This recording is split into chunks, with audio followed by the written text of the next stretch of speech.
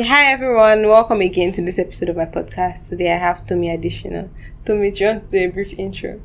Hi everyone, my name is Tomi Adesina, as she said, and I describe myself as a creative systems architect. But right now, I work as a product strategy and operations analyst at Paystack. Okay, so Tomi, for those who do not know you, how would you describe yourself and your journey so far? Where do I start from, actually? Where do you want me to start? Anywhere. I'd say let's focus on past 6 years in Lagos. So I graduated from uni in 2019 and I started living in Lagos at the same time. And I guess between then and now, I have evolved in my career, transitioning from finance to project management and now focusing on strategy and operations. And in parallel, also working to build my own personal entrepreneurial space, which I describe right now as Motitomi. And it has started as me just writing daily poems and hosting craft days with my friends and new friends. I found the name of Motitomi so interesting because it's like your name. Nice. So obviously you have a very dynamic, like you said, you're a creative business architect. So how have you been able to gain clarity on your career path? Well, that question I think has a lot of assumptions. So I don't know that I have clarity, but I take action is the way I like to. If I have any situation that I need to respond to, I like to figure out what do I want to do now, and I just do that thing. And if for some reason I feel like what I chose to do was wrong or I don't enjoy the consequence of that decision, I'll just like figure out what to do next. And it's just like finding the right people to ask the right questions and finding the right place to find the right ideas to shift. Yeah. So I don't know that I have clarity, but I'm always doing something. That's interesting. Yeah. So how are you able to like create an impact? This is interesting actually because another friend who runs in Cassiope, so it's a plant shop / a space, a community as well for people who are building spaces or creative spaces. And the way I responded to them, for me, impact is one more person who understands that they have personal agency and they can do what they want. And a few of those people coming together to do things together as well is how I see impact. And I do that both inside my full-time job at Paystack and then outside my job with just like friends and people I meet in the world in general. So yeah. Nice. So what would you say is one guiding principle that has, helped you through life, through your journey? One guiding principle. I can pick one. I think there's many guiding principles and I have been reading and listening to a lot of podcasts and books in the past 3 years. For this year, my theme is resilience, and that's all I've been writing about in the daily poems. So I'd say like resilience has been like a big guiding principle for me for a long time, but more importantly this year, resilience, yeah. So how do you, because I listened to, you were in a podcast and you spoke about having fun. I know you like having fun. How do you have fun? How would you say you have fun while navigating through life? Wow, I feel like I'm always having fun is the way to describe how I have fun. So it's either in the way that the things I'm listening to, the people I'm spending time with, the crafts I do. Like, again, okay, maybe just a bit of backstory. The way I do any crafty thing always starts with me watching it somewhere or seeing someone else doing it, and then subconsciously, I don't know, I noticed this was a pattern. After a while I will start to, because I have these moments where I go to supermarkets to just walk around and like if I see something new and I'm curious, I'll buy it. And so that happens to me for like art supplies. So if I found something maybe on TikTok and then I've seen it a few times and saved a few like clips of it, by the time I go to a supermarket, I'll just buy some amount of that. And then from the things I saved, I'll be like, oh, I want to try that one. And then I'll try the thing. And then, yeah, that's fun for me. Or fun can be, I go out for like a random dinner because like I'll just schedule dinners to go out and like eat something new in a restaurant I like. And I might meet someone new there and then we can literally just go out to karaoke that same evening. And that's another way of having fun for me. So it really so you depends. go out yourself. Yes, now. That's interesting. That's really interesting. You have to go out yourself now, like see how you enjoy outside. I agree. So obviously you mentioned earlier that you've been at Paystack. So what would you say is one lesson you've learned from scaling fintech at Paystack? can't even take credit for scaling much, but I think at Paystack, something very important I've learned is like the power of connection and connecting with people that you work with. I think half the work that we're able to accomplish is not because like we're entirely smarter than anybody else in the world. Like we're just like regular. I swear we're just regular, you guys seem like intelligent a bunch of people. I think there are a lot of smart people in the world, but like if you are not able to connect and align and like focus on something together, it's going to be difficult to like have a great outcome. And the only way we can even sustain any outcome we have is because we are connected in the work that we're doing, and there's no blame culture, at least not enough to sabotage any of the work that we do. And then there's just people who are willing to teach you anything. Like when I first joined Paystack, and this was a story I realized has just been different people handing on this like kindness to each other, because one of our values is like kindness. And I realized that when I joined, initially I couldn't move around easily because I didn't have a car, and so there was one person, Valentine, who would always like drop me in my house. His house was not close to my house, but like he would drop me, and like that was going on for a while until I got my car. And then more recently I found out that somebody else who joined before him had done that for him as well. Like taking him from, so it's not passing down toxicity. Exactly. Passing out great vibes. So I think I've learned like loving people and working well with people. I've learned a lot of that at Paystack. Nice, that's interesting. So I would also like to know, right, what motivated you to start Motitomi, and what impact you plan to create with that. I feel like Motitomi is just me putting words to things I've done for a while, like with my life in general. I'd say maybe from secondary school, actually, just paying attention to the dynamic of what's happening in space and wondering how to like make it lighter, make it happier, figure out how to bring people together for the right things in the right way. I feel like Motitomi was just, I realized I needed to put words to it to invite people to something, instead of just assuming that the moment people met me and experienced me, they'll just connect with the vibe. I realized we need to build up like the philosophy or shared philosophy in real, and that's why I created Motitomi. When did I make this concrete? I made this concrete in 2024. I made the name in 2022. I wrote about it and published my first public Notion post, so the site that you read, in 2024. And I would say the spark of action happened when I was in Paystack, and I'm trying to remember exactly what made me think like publishing it was a good idea. I knew it started with my obsession with Notion, so I don't know if you know Notion, but like it's the knowledge. Really, actually, but it's literally talking about the classes on Notion. I'm like, I would like to attend that. I know I still need to learn how to teach it better, but like my obsession started first when I first started learning about Notion and how it worked. And the first time I ever used Notion was at Paystack, and I just loved how I could read almost like it was like I could read the behind the scenes of how Paystack was built in between like reading our Slack messages and our Notion messages. And I was just like in the back of my head I was like, there has to be a way that I can translate some of my ideas and like thoughts about the world in this same way. And that was how I started to build like on my own personal level what Motitomi was. And then the moment it became concrete in my mind, and then at the same time Notion now released a feature where you could publish a public site with Notion. So that meant that I didn't have to try to figure out how to build a website to have a website. So I was just like, yes. And that was literally the beginning of making Motitomi a public idea as opposed to something that I just had inside me. Yeah, so I don't know that there was like a moment for Motitomi, but I remember the moments where I like took action to like figure out like how to make it a more public idea. Yeah. Nice. So how have you, obviously, I know it might be, a bit easier because, Paystack is a very good environment for you, right? But I wanted to ask how you've been able to balance, working at Paystack, having all the workload, and then also trying to build Motitomi. I haven't thought about balancing them too much because I always do things as an extension of whatever I am doing actively.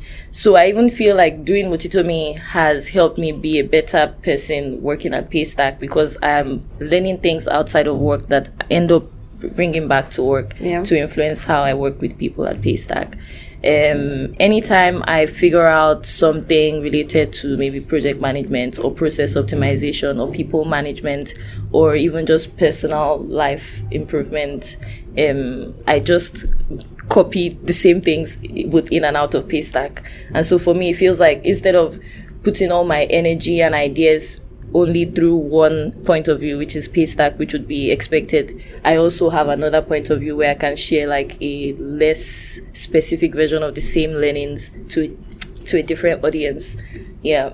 And I feel like if we had even more resources at Paystack, we would even be able to publish even more than I do as Motitomi alone. But again, that's not the focus for Paystack, and I think that was why it was important for me to have Motitomi.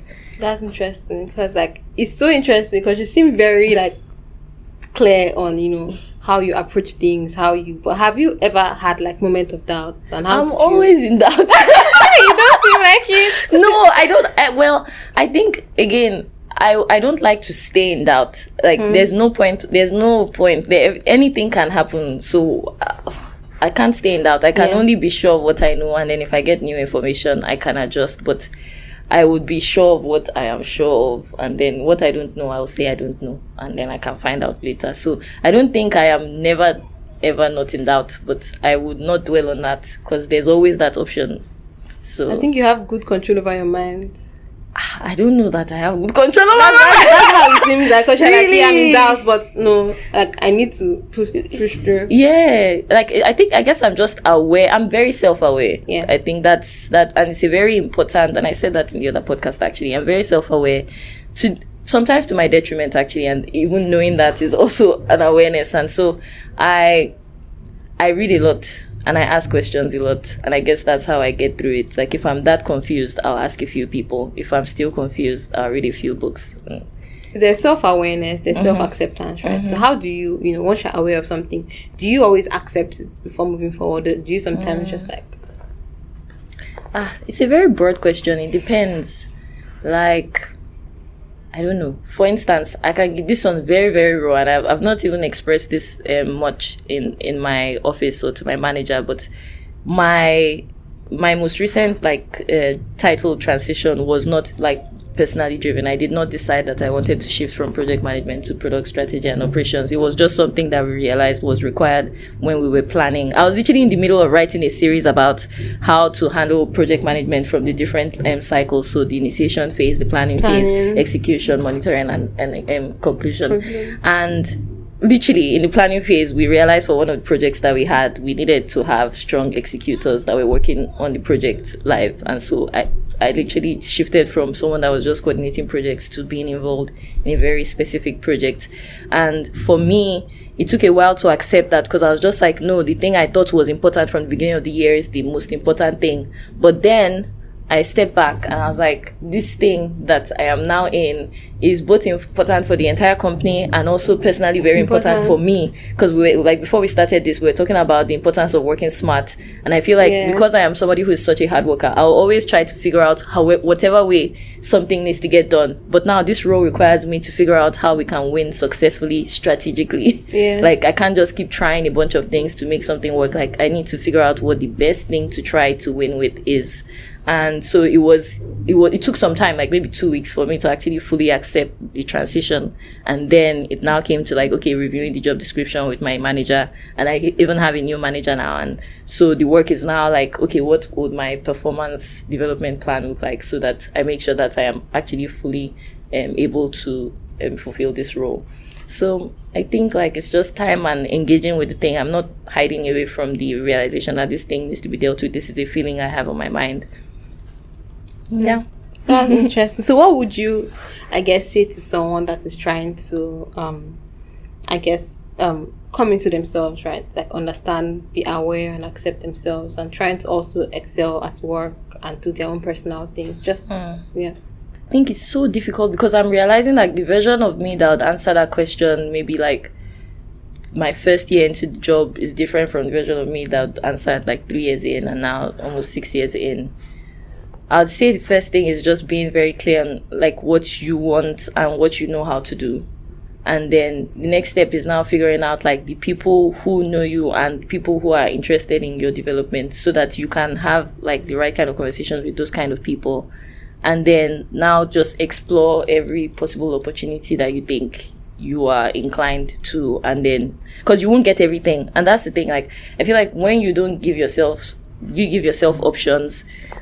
When one thing you want doesn't work, then you are so hyper fixed on the thing that didn't work. Yeah, and then you it makes you like doubt yourself, or it makes you feel like you're not as good as you felt like you were, but you just needed to like explore more opportunities, so that if anyone that landed, you'd like figure out even deeper what that work is.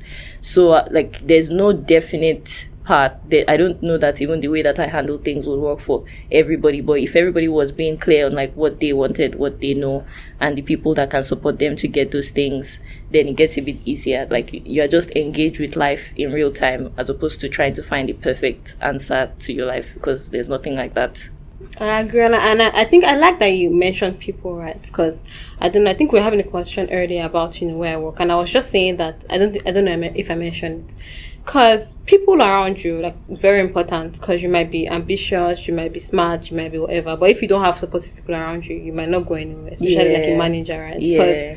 Because I've personally had very terrible, because one thing that I have always thrived in is career, right? Career, education. But I just found myself in an environment where the people around me were not, supportive, were not, and then I found it hard to move forward. And I kept asking myself, what exactly is it? I had to come out of that situation to realize that, I need the right people around me to actually, reach my potential. That is another aspect of life that I've not had the opportunity to be maturing. Like, literally, I've been with the best people of my life. You're so lucky. I'm so lucky. You're so lucky, because it is something you have to experience. Like, something you really have to experience before you're like, okay, like people, right? That's the first thing I look out for now. Once I'm trying to get in any engagement, I look out for people. Okay, are these people going to be supportive enough? Are they going to be to care about the goal, and care about people, like your strengths, your weaknesses, leveraging your strengths, improving your weaknesses? Very important. Yeah. Yeah. So what do you think? What looking ahead, like in the next 4 or 5 years, what are you excited about? In general, or like? Well, you can say in general. You can say specifically as well. I mean, in general, something I'm very, like this year, one thing I've been keen to do is start a craft house, like a physical craft house, and like some sort of membership. I don't know how it would work yet. Like, my priority is just creating the space first. And I found the space. I told you I found the space now. It's just like I have to move into it and make it work. I think I'm very excited about the possibility of that working out, because in my mind, what that means is if it's successful here in Lagos, I can create the same experience across cities, and then that can just be like its own thing. And it's a very useful way to coordinate like the right kind of movement that I think we need in the world today. Like, the world is very weird right now. I don't know what's going on. I don't know what's going on, but just like, I need great vibes, I need intelligent vibes, and I need them to be consistent, and it should be affordable, and it should be sustainable. And so that's what I'm paying attention to, both in and out of Paystack, and more importantly for Motitomi and everything that I'm doing, thinking about how I create the right kind of partnerships and with people I know and like people I can meet. And so for the next 5 years, for me, it's, as I told you, learning how to teach, learning how to manage money well, like resources, whether it's people or money. Also, I told you the 4 core areas that I am concerned with: transportation, energy, education, and food. And just doing more research around those things, working with the right people to figure out how to make impact in those areas. Those are the things that I'm energy and food kind of, I think I can help. Exactly. I feel like those 4 things, like if we have them down, they'll just be a bit less chaos in the world. Like, I feel like we're suffering from a lot of problems, like education mostly. We can't have useful collaboration or communities when there's a lack of intelligence. It's just hard. It's just going to be very hard. And it's very hard to convince people that intelligence is valuable when they've not eaten. And it's a struggle to eat when there's no energy to preserve the food. It's just very, very connected. And so that's how I think people can move around. It disrupts the flow of commerce and everything. So it's like, how can we be more aware of these things as individuals and create communities that are coordinating efforts to improve those things in small ways? and we can share recipes about how we do those things. Because, like, again, a big part of why I think we're struggling is everybody's trying to do everything from scratch, including me. I'll still be I will be trying to see somebody else has ever done it before. And so that's what I'm learning very quickly. So that's why being outside has been very good for me. And I didn't recognize this earlier when I used to rave and talk about the idea of Motitomi before it became Motitomi. I don't know. I spoke to a few like elderly people and they were just like, oh, just make sure you don't spend too much time inside. I didn't understand it then, like when they were saying don't spend too much time inside. I thought they were meaning like, oh, make sure you go out and party. But no, it was not about partying. It was just like, make sure that your ideas meet people early so that you don't end up cooking something for 4 years and it's useless by the time it comes out. So yeah, that's what I'm looking for the next 4 to 5 years. What does impact mean to you, and what is your impact? Impact to me, I have no one way to describe it. I think we spoke about this earlier when we started, where I said just meeting one more person who feels like they have the agency to do what they can do in the world and change the direction of the world. Like, I see myself as an example of that. I think a lot of the way I live my life now is driven by how I grew up in my family first. Like, I think my family were very, very solid, confident values that very we had. elite. Yeah. No, I agree, because like I know your family exactly. And I'm like, yeah, you guys are yeah. But then in terms of how I interact with the world, it was ALU for me. I think that was like my first place where I was like, oh wow, I can live my life in this way. And that was inspired by the person who started the school, Fred Swanica. Like, my life changed because Fred Swanica wanted to change lives. Yeah. And now I'm not even sure how many people I have interacted with and changed their lives. But for me, it's like my friends changed my life and I hope that I change theirs too. And I have a lot of good friends. So I think for me, that's the kind of impact I want to have. I want to have a lot of really, really good friends and family. And I'm very open to people as long as they're open to me as well. And that's how I see my impact in the world, just building lovely communities around the world. You spoke about community just now, right? Mm-hmm. And then this world where there's now short attention span, how would you say people can build like an engaging communities? I always say, my focus is not on being exciting and engaging. I just want to connect. You like having fun. Yes. Yeah, like, and you know, fun is different to different people, right? Yeah. And I hate when people try to force fun. Like me, I'm not a game player in like group settings. I think a lot of people default to playing games, and maybe that's why I host craft things, because for me, I prefer slower things, less competitive things. I just want good vibes. Chill vibes. I don't want to play any games. But I've been learning the value of games as well. But still, I don't enjoy like trying to get people to do things. I enjoy when people are naturally excited about something or excited to participate in something. Just 2 weeks ago, I went on a trip to Ibadan with 2 other artist friends. I feel like everybody that works with Motitomi at the core is just a friend by default, honestly. Because we literally just went there, and the core plan was for us to just have a punch needling session with my friend Cynthia, who runs Uncon Studio. So she just became a full-time artist, and she does like rock tufting and a lot of textile work. That was the core thing that we planned to do. But then because Arafat, that's another new friend now, who she is also like a freelance creative. She runs a few pop-up shops and just creates things in general. She joined us on the trip, and the entire trip just changed to match us essentially. Arafat brought her own energy, Cynthia brought her own energy, and we ended up going on a tour like to different parts of Ibadan, and we were having conversations along the way about what was possible, what we could do. And for me, that's my idea of how I would like to build connection and community with Motitomi. It's really just like finding friends who are obsessed with their own thing, but then there's a point of connection for us, so we can all share the obsession together. And that was literally how we spent an entire weekend in Ibadan, having a good time. So I feel like more people can do that, instead of all of us trying to do something that we think is interesting, but then getting like demotivated when we realize it's not as exciting as we hoped. I don't want to convince anybody to have fun. Meet me where you are so I can meet you where you are. So do you have anything to say, like any tags or any parting words? Parting words. What do I have to say? I mean, what I always like to say is, enough as you are. Every new day is the best day of our lives. That's what I always say. Nice. So thanks for coming to this episode, Tomi. That was very insightful. That was very interesting. And I personally learned a lot from that. thank you for coming to this episode, for watching to the end, and don't forget to subscribe to our YouTube channel and follow our social media pages. See you.